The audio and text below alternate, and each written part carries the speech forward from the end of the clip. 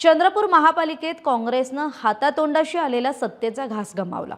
कारण बहुमत मिळूनही वाटाघाटीत काँग्रेस चुकली आणि सत्तेला मुकली। मग ठाकरेंच्या शिवसेना आणि भाजपनं युती करत चंद्रपुरात सत्तेची बाजी जिंकली। पण याचेच पडसाद परभणीत उमटण्याची शक्यता होती। पण काँग्रेसनं इथे निवडणुकीआधी शिवसेनेशी केलेली युती आणि निकालात मिळालेल्या बहुमताचा मान ठेवत इथली सत्ता टिकवली आणि परभणी महापालिकेच्या महापौर आणि उपमहापौर निवडणुकीत महाविकास आघाडीनं स्पष्ट बहुमत मिळवत सत्ता काबीज केली। महापौर निवडणुकीपूर्वीच सत्ता समीकरण स्पष्ट होतं।